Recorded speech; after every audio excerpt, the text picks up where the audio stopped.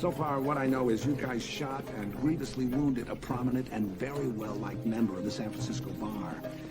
What's going on? In simple declarative sentences. Bennett's our man. He killed Jason Sands for $10 million in diamonds, kidnapped Julie Sands for the same reason. Either the widow or the mistress acted as his accomplice. Which one? We're trying to nail that down now. If Bennett makes it, he could tell us, but it doesn't look like he will, so we're gonna need a confession from his accomplice. So, What? Jane has an idea. But if we generate any complaints as to how we go about this, you've got it back. Our bank accounts are empty. He left me and Julie with nothing but massive debts. Penniless. We're gonna have to sell the house and everything else we own. I'm so sorry. The IRS and the SEC, and I don't know who else we're investigating him for fraud. He told you nothing. Nothing. Turns out our marriage was a lie. Our whole life together was a lie. Perhaps he was ashamed of his failure. No. Ashamed, Jason. No. I always knew he had a secret, stressful side, but this... Every couple has secrets. There are rooms in this house I didn't even know were there. Mrs. Sands, you asked me to help you. Yes. How can I do that? I was in a detention camp for 2 years. You understand? I understand. No, you don't. That was serious. Yes, no. What do you do for a living? I dance, model, acting. Is that a good living? What's good? How long were you and Jason Sands lovers? 2 years. We were more than lovers. We were engaged to be married.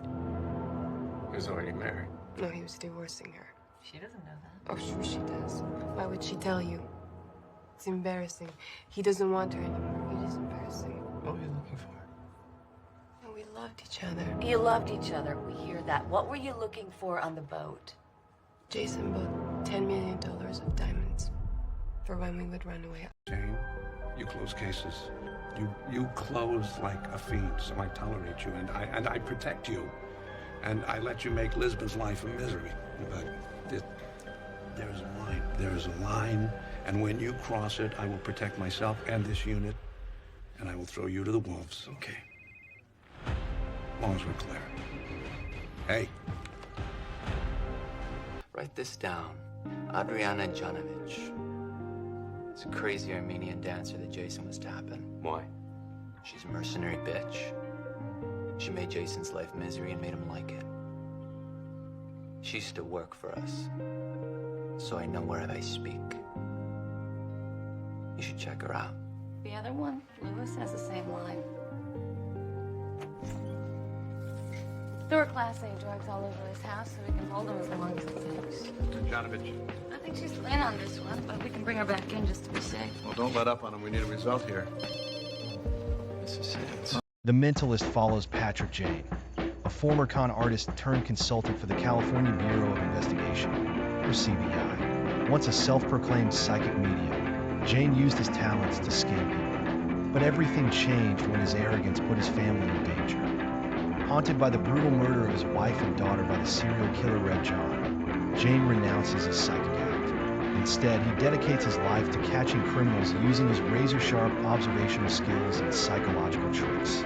Patrick Jane is no ordinary investigator. He has an extraordinary ability to notice the smallest details and manipulate people to reveal their secrets.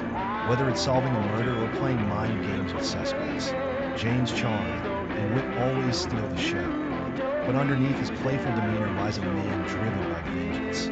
Red John's shadow looms over his every move, making Jane's journey as much about justice as it is about closure. Jane doesn't work alone. The CBI team is like a family, each member bringing something unique to the table. First, there's Teresa Lisbon, the no-nonsense team leader who often plays the voice of reason to Jane's recklessness. Then there's Kimball Cho, the deadpan agent with a dry sense of humor, Grace Van Pelt, the tech-savvy and idealistic rookie, and Wayne Rigsby, the lovable muscle man. Together, they solve cases while dealing with the chaos that Jane brings into their lives. At the heart of The Mentalist is the Red John arc. Who is this elusive killer, and why does he taunt Jane at every step?